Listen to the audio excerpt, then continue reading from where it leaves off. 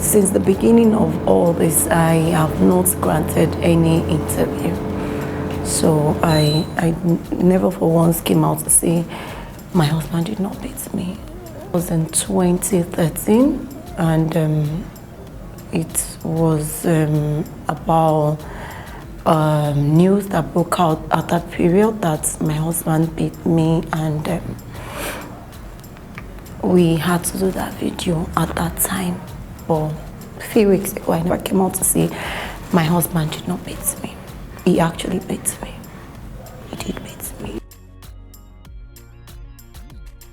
Yes, he does.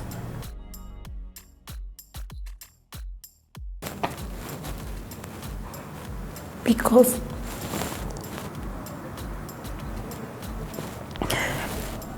I just wanted a home.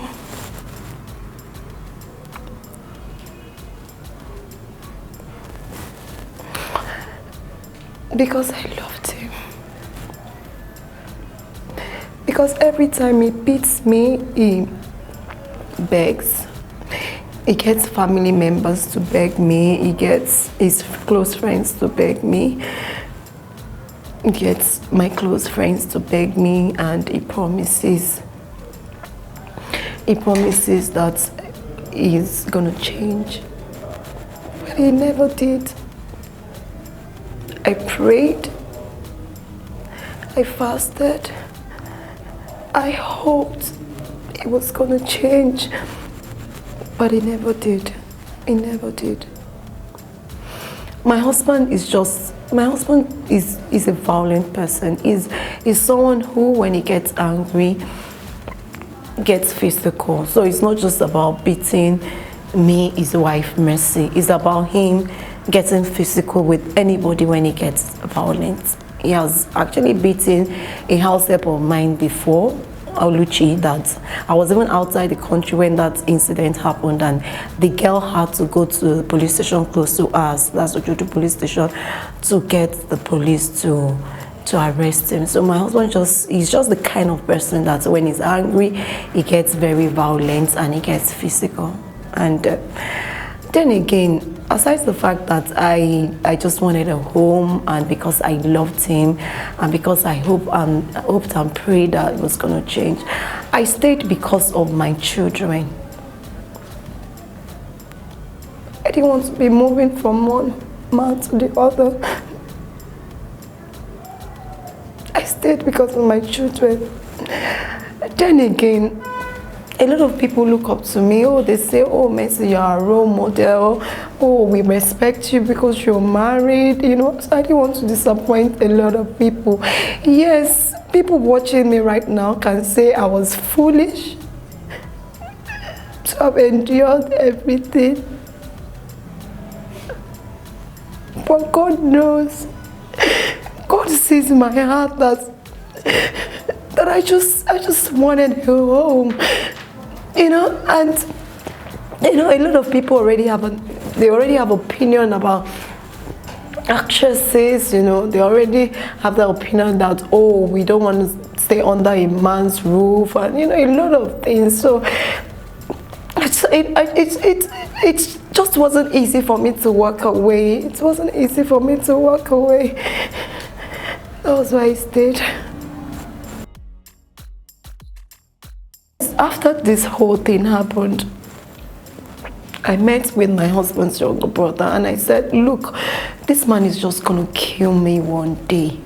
He's not ready to get help. He's not ready to, you know, maybe go for therapy, you know, in regards to his anger, so, you know, he can know how to manage his anger and all that. So I told him, I said, look, what I'm gonna do now, because this last beating was brutal. He almost killed me. He almost killed me. I actually thought I was gonna die. So I said to him that I don't feel safe anymore. You know, for a very long time, I've been living in fear in that house, because any little argument turns to, you know, me being beaten up by my husband, even right in front of my children and my domestic staff, you know, even neighbors, every time they hear us, you know, fighting and all that. I just got tired of the whole thing. This wasn't what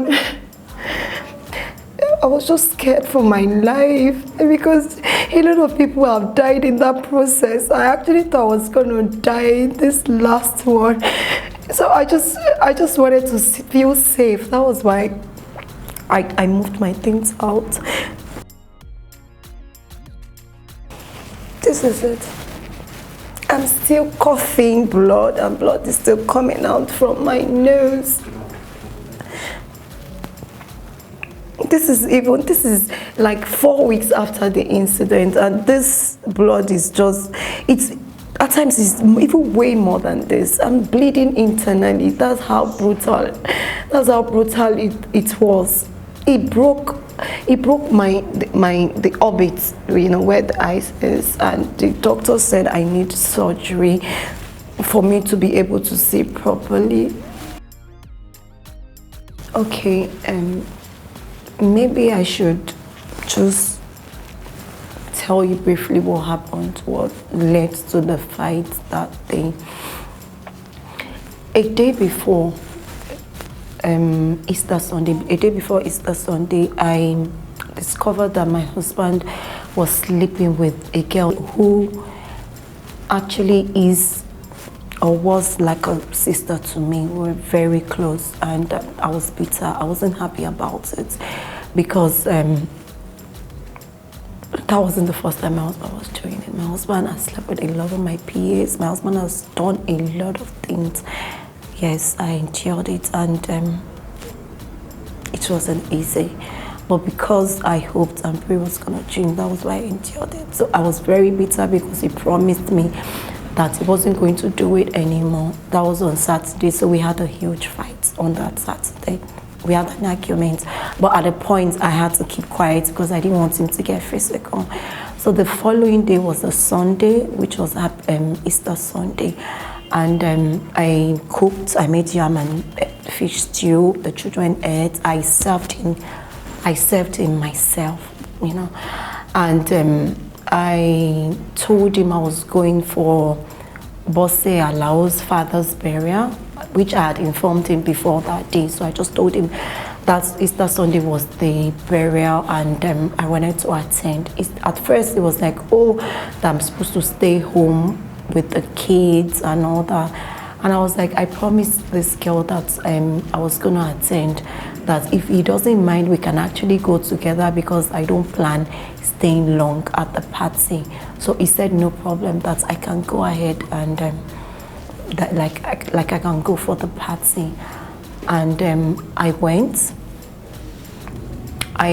to my designer's place, Lumini, because anytime I'm going for events, I usually go to a place to dress up. So if there's any form of adjustment that needs to be done on the outfit I'm wearing, she'll do it. So I went to Lumini's place, and my makeup artist was there. My colleague Mide too was there because she was also, you know, attending that party. And we got to the party very late because we didn't leave on time. We got to the party at about 6:30, and by the time we got there, the party was already, you know, they were already rounding up, and we spent a little time and we went back to Lumini's place. So when we got to Lumini's place, Mide went home, and I was with Lumini and Ayomide, Beauty Fix, my makeup artist.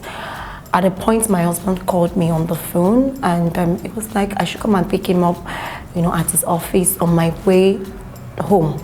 And I told him, I was like, Lanre, please, just leave me alone. Just leave me alone. I just want to be left alone. You're choking me. Like, go home. You can go home. I'll go home soon. Like, I will get home soon. You should just leave me alone. That was what I told him on the phone.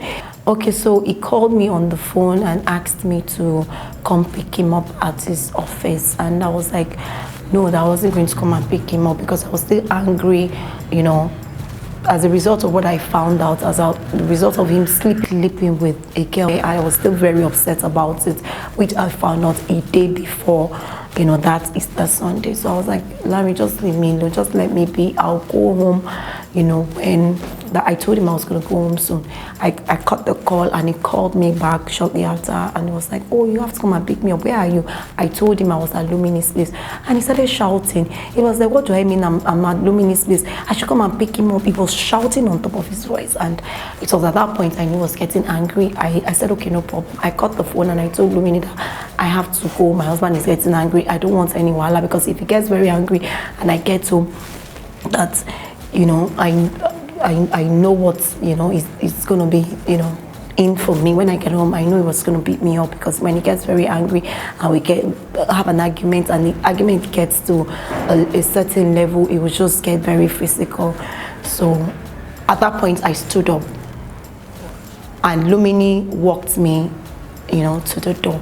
When we got to the door, we heard a car park, and instantly I told Lumini that I'm sure that's my husband, because I know him very well. I said, I'm sure that's my husband. Yeah, that I've entered while loud. I don't want any wala. At that point, he had gotten to the door, so immediately I opened the door. Lanre beats me mercilessly. He kept punching, slapping. He was hitting my head on the wall. It just kept beating me. Everybody was there. Lumini's house help was there. Lumini's younger sister was there. Beauty Fix, my makeup artist, was also there. You know, everybody was confused. I was begging him. I was like, Larry, what did I do to you? Why would you be beating me this much? I was scared he was going to kill me. He kept punching. He kept kicking me. He was hitting my head on the wall. And he was saying he was going to kill me, that he was going to damage my eyes and or my face, so that people will not even call me for acting job. You know, at a point he told my makeup artist that by the time he damages my face, when I bring my face for her to you know, make up, she's just gonna say, no, I can't do this face, because the face has been damaged beyond what she can. You know, it was just going on. It was like someone who was possessed. I was crying. I was scared. I was begging him. At a point I had to tell him in Yoruba that Larry, Mama, be more for I had to tell him that Larry, Mama, be more for what is it? Can you much for I was so scared. I begged them to do video. I was so scared. Blood was coming at a point. Blood was coming out from my nose. It didn't stop. It kept hitting me. When Lumini and Ayomide, my makeup artist, saw that blood was coming out from my nose, I told them to take me to the hospital, that I didn't want to die. He said, oh, okay. He said, okay, no problem. He would take me to the hospital. When he saw that Lumini put me in the car, he now said that if he sees any one of them in his car, that he was just going to beat them up, that they should come down from the car. At that point, I quickly came down from the car. I was scared. I didn't even come. I had to like stumble out of the car. I was weak. I was dying. Blood was gushing out from my nose. And he came to where I was. He matched me on the face. He kept beating me. And I didn't know what I did to him. So it was that point I now told him, I was shouting, help, help. I told Lumini that, Lumini, you have securities at your estate gates. Call them. Otherwise, this man is just going to kill me, because I don't know what I did to him. It was at that point she ran to the gate to go and call the security people at the gate. When they got there, they actually had to walk him out of the estate, because they were like, okay, we don't know what happened between you and your wife, but this is not the right place. This is not the proper way to do it. Just walk out. But I was bleeding. So apparently Ayomide had called her husband, and I think Lumini called one of Lanre Gentry, my husband's friend, Abamog. So they all came there. They all got there at the same time, and they had to take me to the hospital. I rode in Ayomide's husband's car, and they took me to Solid Rock Hospital at Ojodu. I actually thought I was going to die, because the blood was just coming out from my nose, from my mouth. I was just so scared, my eyes. And he followed us to the hospital. When we got to the hospital, he just kept shouting and he was going to kill me. And I didn't know what I did to him. That was what happened on that day. At the hospital, the doctor gave me a drip, and they tried to stop the blood that was coming out from my nose. They gave me injections, and they stuffed my nose with cotton to stop the blood from coming out. That was on a Monday. The following day was on a Monday. So Lumini and I think Beautifix and her husband, they were all with me, and I was there till I think at about 8 o'clock. I had to remove the drip myself because I just felt I needed to report the case to the police because I thought I was gonna die. So I told Lumini to take me to the police station, and she took me to Area F police station where I made the report, and immediately I made the report. I met the area commander, and I also reported this. I think there's an arm of a human rights something at the Area F police station.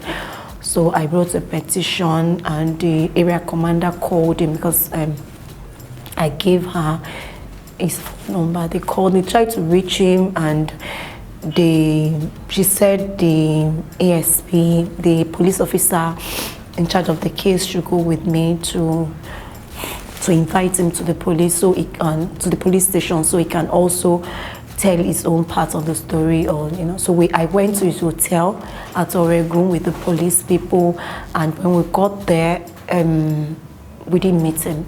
He was not there. We met two of his brothers, and the police officer, that's Amaka, ASP Amaka, called him on the phone, and he said he wasn't in Ibadan, he wasn't in Lagos, and that was in Ibadan, I was in Lagos, which I know is a very big lie because the thing just happened, and there's no way he could have just gone to Ibadan that early in the morning, and I don't know what he went to Ibadan to do.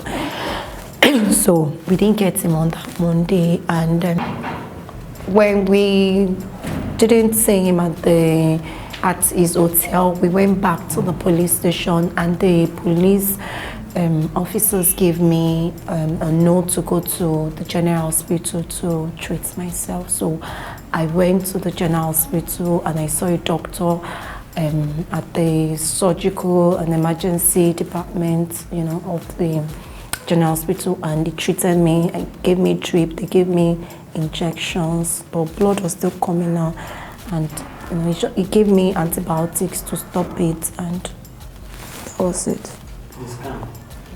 So the doctor at the general hospital gave me a note to go to St. Solomon Healthcare Center to go and do some series of scans so they can determine what exactly was damaged, or why I was bleeding, and if I had any bleeding internally. So I did a lot of tests. I did a brain CT scan, I did chest scan, I did a lot of tests.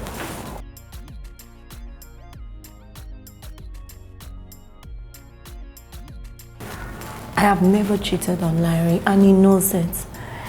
And that's the most painful part of all this. If he had shown a bit of remorse after what he did to me, maybe I'm a woman, and he did not. Instead, he went online, started granting, interviews, started fabricating lies, hideous lies just to tarnish my image. He went on saying, I've cheated on him several times, and that I never cheated on him, never. He came up with those lies so as to maybe get people's sympathy, or maybe to justify, what he did. And that's why I told him to come out with proof. It is not enough that you're alleging that he did this. You should come out with it. He should, show his proof. And he said a lot of things. He said a lot of things, and he said a lot of damaging things. And the day I read those things online, I was completely broken. I never knew I was married to my enemy, because only your enemy can do that.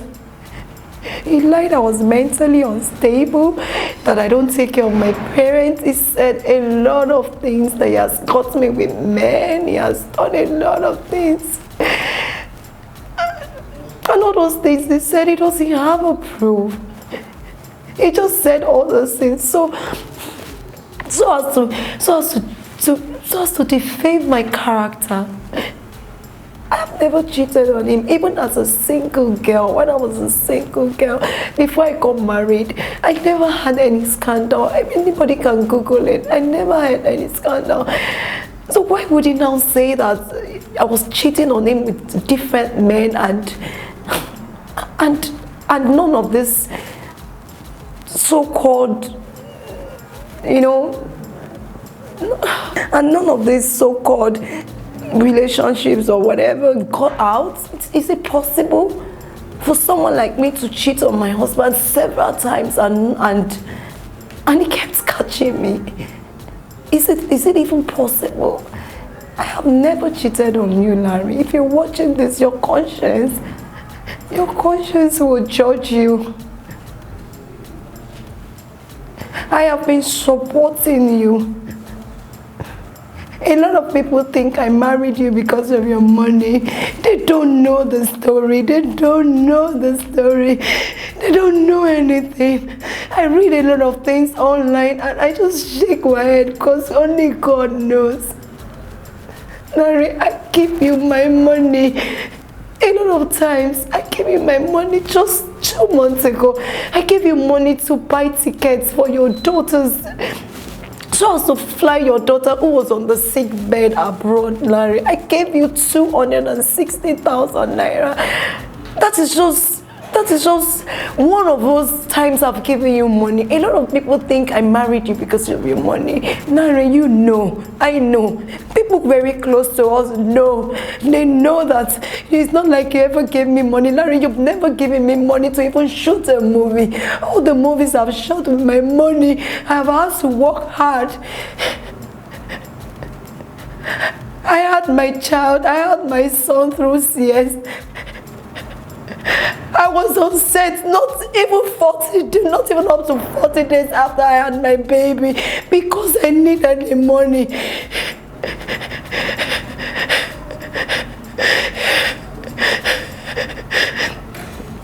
I don't know why someone who claims to love me will go to the extent of wanting to ruin my reputation, wanting to ruin my image. An image I have worked so very hard to build. Larry, the fact is that you beat me. You've always been beating me. Everybody knows it. 3 years ago, I took you to Area F where you signed an undertaking that you were not going to beat me again. That was 3 years ago. And ever since then, you've beaten me several times. Yes. I know people will say, oh, Mercy, you're a fool for staying that long. Yes, I agree that I'm a fool. Yes, I agree that I shouldn't have endured for that long. Yes, I agree that I'm a fool. But I'm just a woman who wanted a home. I'm just a woman who wanted to stay married. Yes, I did series of interviews where I praised you. I just couldn't come out and wash my dirty linens in public. I couldn't come out and tell people that, oh, this is what I'm going through. I couldn't come out to paint my husband in black. I couldn't. A lot of things I do by myself. I would actually give the credit to you, Larry. Yes, I agree that I'm a fool for doing that. But like Yorubas would say, I could not just come out and say, oh, my husband has been beating me. I could not just come out and say, oh, my husband is not financially okay. I could not come out and say, oh, I'm the one that's been giving my husband money. No, because I believed that a wise woman built her home, and I was ready to use everything I had to build my home and stay in that marriage. That was why I stayed that long.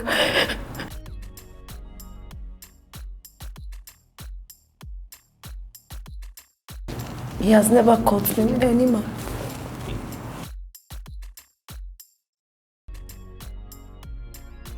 He has concocted a lot of lies, and yes, he said some people are pushing me. That's a lie. I know my husband very well. My husband lies a lot. I don't know if that is being disrespectful, but my husband tells a lot of lies. A lot of lies. During the course of our relationship, he has told me a whole lot of lies, which I later found out. A whole lot of lies. A whole lot of lies. A whole lot of lies. Like 4 years, I think 4 years ago or 3 years ago, my husband was in cell for close to a year, for over 7 months. I did not move anywhere. I did not go anywhere. I was in that house. He was in cell for over 7 months. I was in that house. I suffered. I was in the house. I was working back to back to take care of the children, pay the children's school fees, everything. I kept it all to myself. Why would I now want to leave him? Because as he claims, he says all this is makeup. This here right here is almost 4 weeks after the incident. And he says all this is makeup. I'm coughing blood. He says all this is makeup.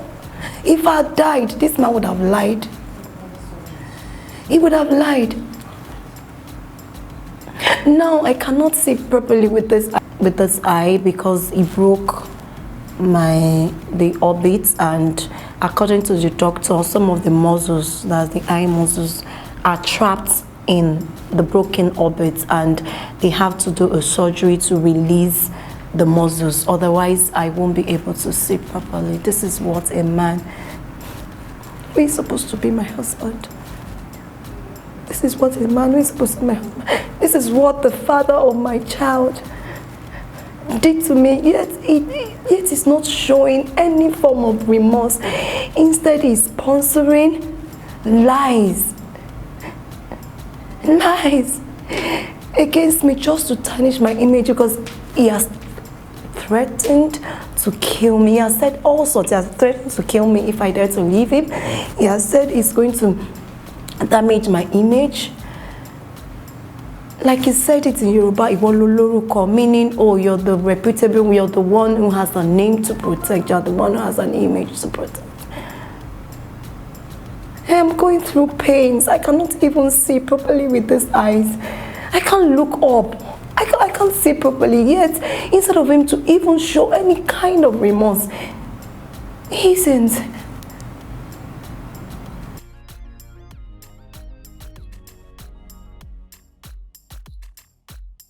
So when this incident happened and I saw the way he was going about it, I went to the Lagos State, I think domestic violence and sexual, I think they have a section for such cases. I went to see the Commissioner for Women's Affairs, Mrs. Lola Akonde, and I think that was about the 4th or the 5th day after the incident, or like a week after the incident. I went to see her and I told her everything. So they are on the case, and I also went to the office of the public defender. I saw Mrs. Salami and I explained everything to her, because my husband has been threatening me.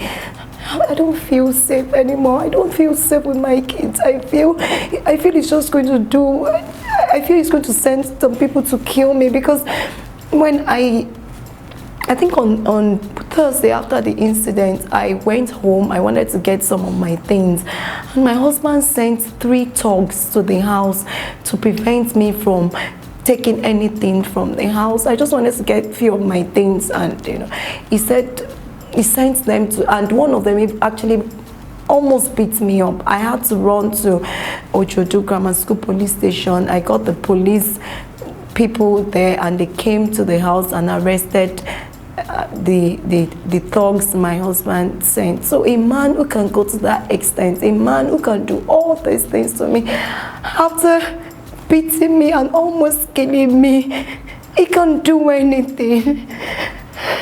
I'm scared for my life. I'm scared for my safety. I'm scared for my children's life. And right now the case is in court. It's not like, it is not in my place to put him in prison. No, I have a child for him. I don't want it to be said that, oh, she sent the father of our child to prison. I just want him. I just want him to know. I just want him I want him to face the consequence. I just want him to know the gravity of what he did to me. He has to. This man almost killed me.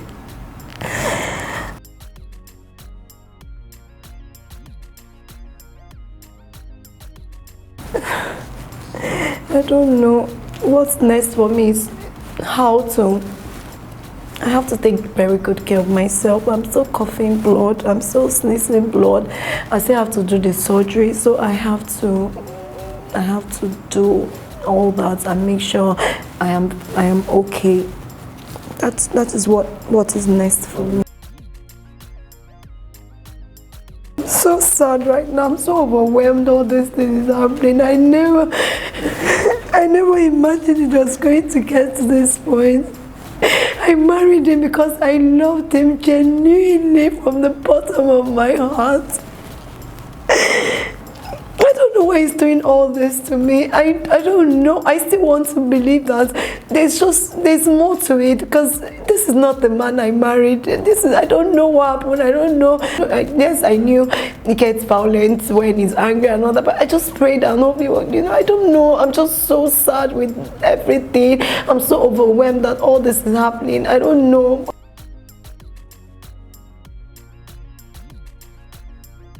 Yes, my husband accuses me of dating everybody. He has insecurity problem. If he sees anybody close to me, he would accuse me of dating the person. He sees, he has insecurity problem. That I noticed.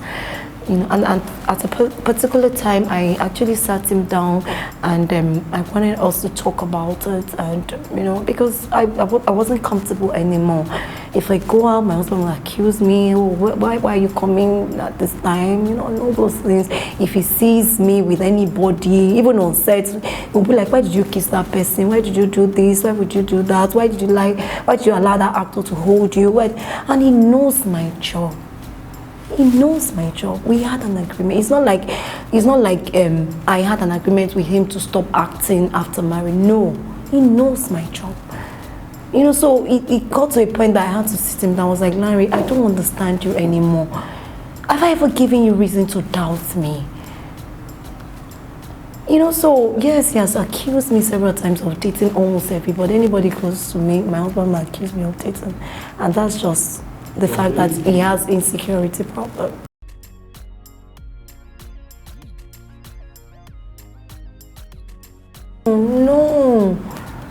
No, my lifestyle is not more than where are we staying? It's not like we live on the island or we're living, no. I'm a very contented person.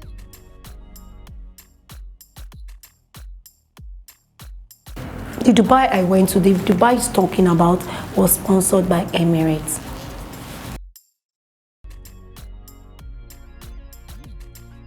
I am not living above my means. I drive an Acura MDS. It's not like I drive an Acura MDS. Where I stay is not, and I am someone who is very contented. I am not living above my means.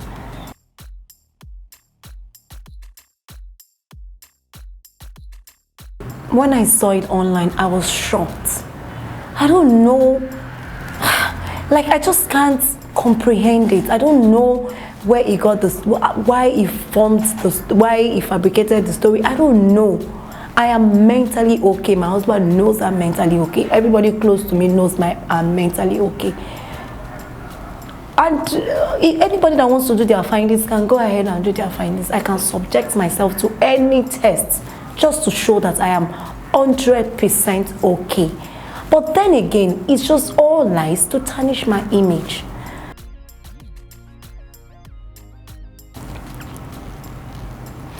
I have wanted to leave, a couple of times, but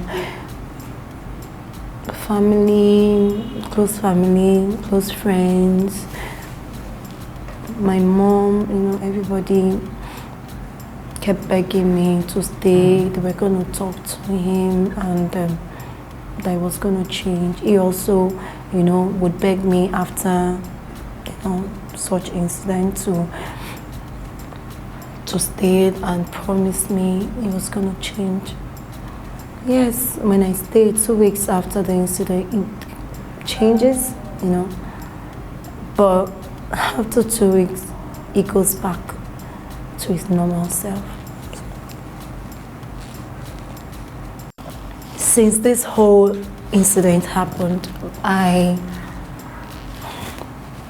it has not been easy for me to refrain myself from granting interviews and talking about this, because my person has been bashed. A lot of people, you know, have been reading my husband's side of the story and they believed it hook, line and sinker.